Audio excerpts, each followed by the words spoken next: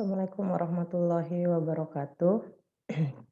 Pada video kali ini kita akan lanjutkan materi mengenai teori grup dari video sebelumnya. Jika pada video sebelumnya kita bahas mengenai definisi dan contoh-contoh grup, maka pada video kali ini kita akan bahas mengenai sifat-sifat grup.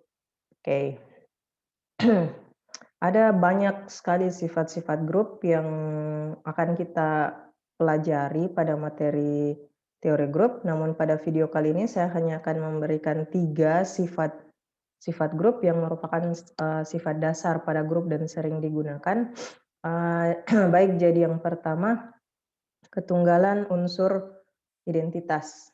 Jadi bunyi sifat yang pertama itu bahwa unsur identitas suatu grup adalah tunggal.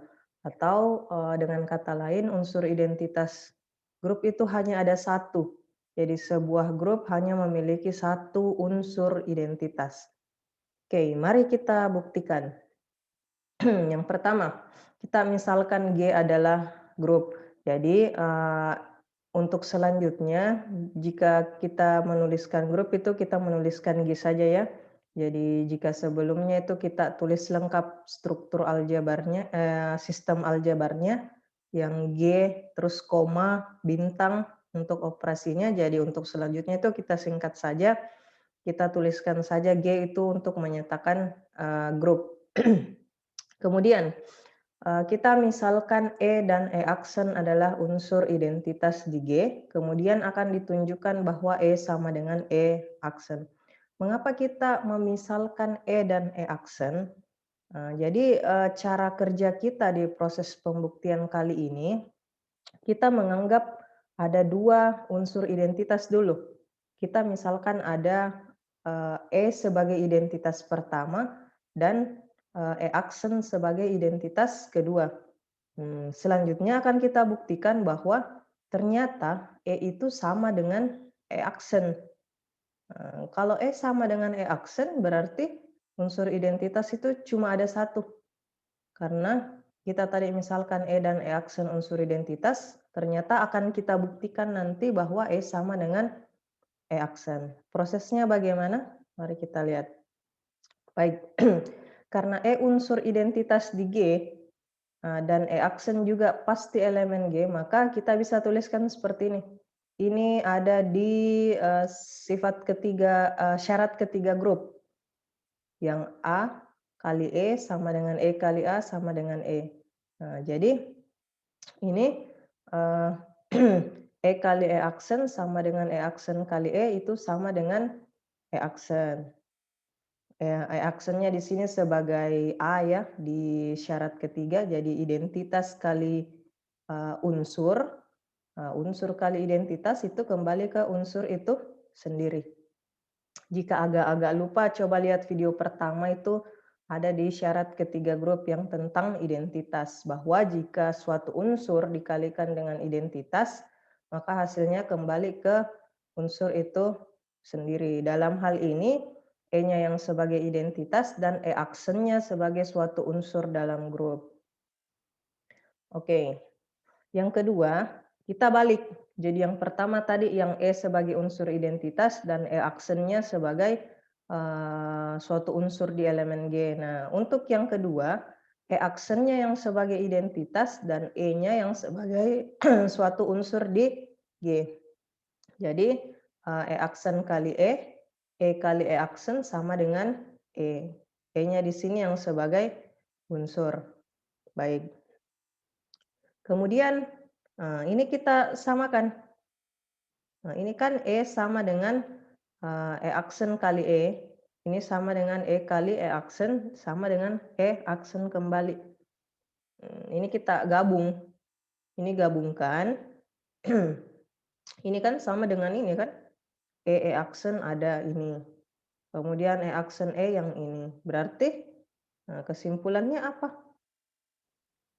E sama dengan E aksen. Kita berhasil tunjukkan ini. Ternyata ya, jadi dengan demikian terbukti bahwa unsur identitas suatu grup adalah tunggal. Logikanya seperti itu tadi. Kita ambil 2 unsur identitas, kita anggap ada 2 unsur identitasnya, ternyata setelah kita buktikan unsur identitas yang kita ambil 2 itu ternyata adalah unsur yang sama. Nah, dengan kata lain, unsur identitas di suatu grup itu cuma ada 1, tidak mungkin ada 2. Karena kita sudah buktikan, kita anggap ada 2 unsur identitas berbeda. Nah, ternyata setelah kita buktikan 2 unsur tersebut sama saja. E sama dengan E aksen. Nah, jadi kesimpulannya benar bahwa unsur identitas suatu grup itu adalah tunggal. Baik, kita lanjut untuk sifat yang kedua yang akan kita buktikan, yaitu ketunggalan unsur inverse. Jadi kalau tadi itu ketunggalan unsur identitas, sekarang ketunggalan unsur inverse. Tapi ketunggalan di unsur identitas dan ketunggalan di unsur inverse itu beda ya. Kalau di unsur identitas itu tunggal untuk sebuah grup. Kalau di unsur inverse itu tunggal untuk setiap anggota grup. Jadi bedakan ya, tunggal di grup dan tunggal di setiap anggota grup. Kalau tunggal di grup itu berarti satu grup cuma ada satu. Tapi kalau tunggal di setiap anggota suatu grup berarti setiap anggota yang punya inverse. Mari kita buktikan. Oke, seperti biasa kita misalkan G adalah grup dan E unsur identitas di G. Nah, mengapa kita langsung misalkan ada E unsur identitas di G? Nah, kan kalau kita bahas inverse, syarat keempat, itu berarti kita sudah melalui syarat ketiga atau syarat di mana dia memiliki unsur identitas. Jadi kalau punya inverse ya pasti sudah punya identitas. Oke, kita ambil A elemen G sembarang. Nah, prosesnya agak sama sih dengan yang unsur identitas tadi. Jadi kita ambil A elemen G sembarang, kemudian kita misalkan B dan C inverse dari A. Jadi sama tadi ya, kita misalkan ada 2 identitas, yaitu E dan E aksen. Nah, sekarang kita juga misalkan bahwa A itu punya 2 inverse, B dan C. Nah, tapi sama lagi, kita akan tunjukkan bahwa ternyata B dan C yang kita anggap unsur inverse berbeda itu ternyata sama saja. Nah, dengan menunjukkan dia sama berarti inverse-nya tunggal. Oke. Langkah yang pertama, karena B inverse dari A, maka BA sama dengan AB sama dengan E. Jadi ini syarat keempat grup ya. Coba lihat kembali kalau lupa-lupa ingat. Jadi B kali A sama dengan A kali B sama dengan E. Jadi unsur inverse kali unsur suatu grup sama dengan unsur suatu grup kali inverse-nya itu sama dengan identitas. Jadi B-nya di sini sebagai inverse, A-nya sebagai anggota suatu grup. Nah, begitupun kita anggap C inverse dari A, maka CA sama dengan AC sama dengan E. Oke. Dari 1 dan 2 kita peroleh, ini lihat BAC sama dengan BE sama dengan B. Karena kita lihat AC di sini kan sama dengan E. Kita ambil yang ini. Jadi BAC sama dengan BE sama dengan B. Karena E-nya itu unsur identitas berarti BE sama dengan B. Jadi BAC sama dengan B. Selanjutnya dari 1 diperoleh BAC sama dengan EC sama dengan B. Jadi ini BA-nya, BA itu kan BA itu sama dengan, oke saya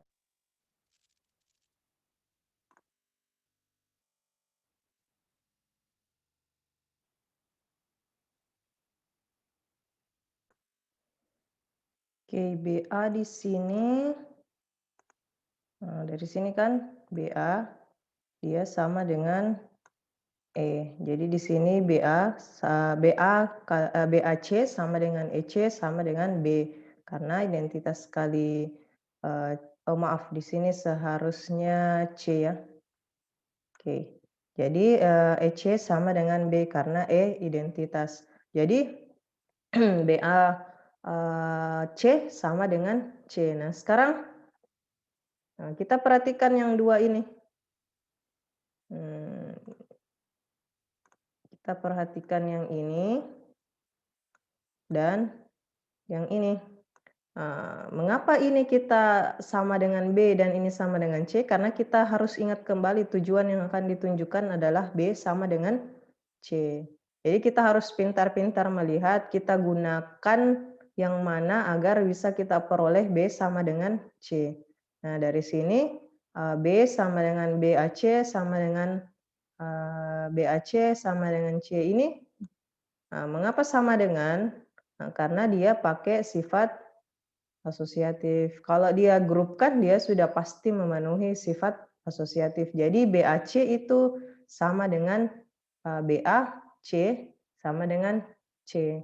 Kesimpulannya B sama dengan C kan? B sama dengan C. Ini berarti inverse dari A tunggal. Jadi alur berpikirnya itu kita anggap ada dua unsur inverse di G, yaitu B dan C, kemudian kita buktikan bahwa B dan C itu ternyata unsur yang sama. Dengan demikian, anggota suatu grup itu hanya memiliki satu inverse, atau dengan kata lain, inverse-nya tunggal. Oke, kita lanjut sifat yang ketiga. Sifat yang ketiga itu inverse dari inverse suatu anggota dalam grup adalah anggota itu sendiri. Oke, maksudnya seperti apa? Bahwa jika suatu unsur itu memiliki inverse, kemudian inverse-nya diinverskan kembali, maka dia akan kembali ke anggota itu sendiri. Mari kita buktikan.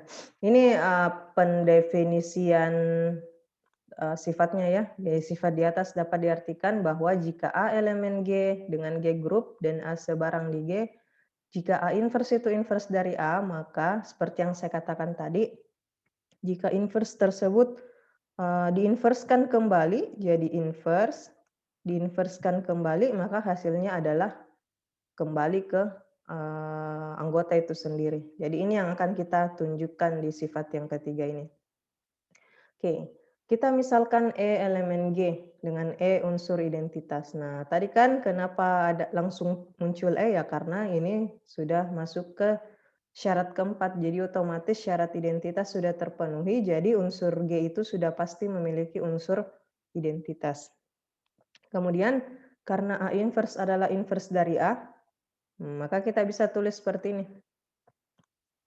Kan A inverse A sama dengan A inverse sama dengan E. Ini adalah syarat yang keempat di grup kemarin. Jadi ini syarat 4, lihat kembali. Oke. Nah, sekarang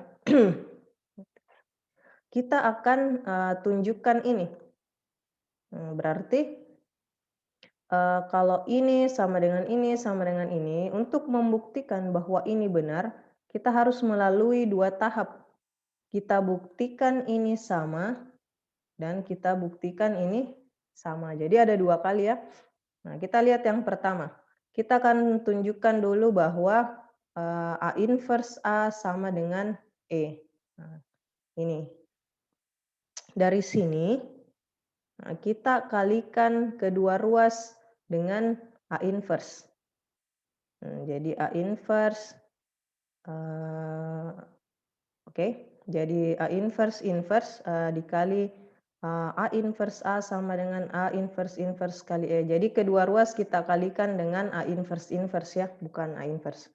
Jadi kedua ruas kita kalikan dengan A inverse inverse. Mengapa? Karena kan kita akan tunjukkan nanti bahwa A inverse inverse itu sama dengan A. Ini tujuan kita. Jadi kita harus munculkan A inverse inverse. Nah, caranya kita kalikan kedua ruas dengan A inverse inverse. Jadi yang ini yang kita kalikan kedua ruas. Ini. Karena mengalihkan kedua ruas dengan unsur yang sama itu tidak mengubah persamaan tersebut. Nah, selanjutnya Lihat langkah kedua, apa yang berubah? Di langkah kedua, ini kita kelompokkan dengan ini, A inverse. Inverse kita kelompokkan dengan A inverse. Mengapa bisa seperti itu? Karena ini adalah sifat asosiatif. Karena grup itu syarat keduanya dia sifatnya asosiatif, jadi sudah bisa kita gunakan. Jadi ini kita kelompokkan, yang di sebelah kanan ini tetap saja. Langkah yang ketiga, lihat ini berubah menjadi EA, ini tetap. Mengapa ini berubah jadi E? Kan ini inverse, ini unsurnya A inverse, ini A inverse inverse kan unsur dari A inverse. Berarti kita tahu kan bahwa jika suatu unsur dikalikan dengan inversnya, hasilnya adalah identitas. Jadi ini berubah jadi identitas. Nah, langkah yang terakhir, dia menjadi A. Karena identitas kali suatu unsur itu adalah unsur itu sendiri. Jadi kelihatan kan A sama dengan A inverse inverse. Jadi untuk yang pertama itu sudah selesai.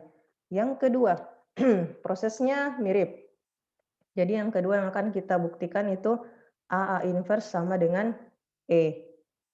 Jadi kedua ruas kita kalikan dengan A inverse inverse. Tapi untuk kali ini kita taruh di sebelah kanannya, sama saja. Oke, jadi di sini A inverse A, di A inverse inverse, A inverse inverse dikali E. Oke. Oke, baik. Jadi untuk di yang kedua ini, oke ini A inverse inverse-nya kita taruh di sebelah kanan. Jadi ini saya agak sedikit salah ya, ini seharusnya ada di kalau ini sebelah kanan, ini juga sebelah kanan. Kemudian sama langkah kedua itu kita asosiatifkan. Jadi ini kita gabung. Oke. Jadi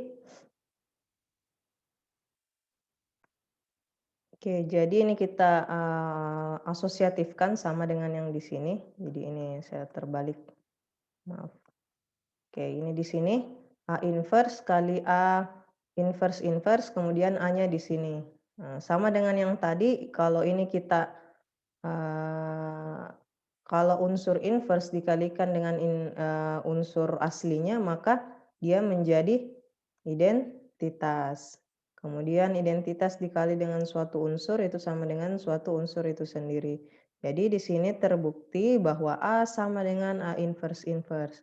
Nah, keduanya ini sudah terbukti. Jadi ini sudah terbukti, ini juga sudah terbukti. Jadi kita dapat simpulkan bahwa A inverse inverse itu sama dengan A. Baik, itu yang saya sampaikan pada video kita kali ini terkait sifat-sifat suatu grup. Jadi ada banyak lagi, masih ada banyak sifat-sifat grup, mungkin Anda bisa pelajari, kemudian bisa buktikan sendiri.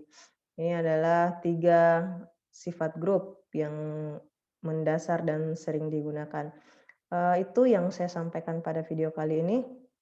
Lebih dan kurangnya mohon dimaafkan. Wassalamualaikum warahmatullahi wabarakatuh.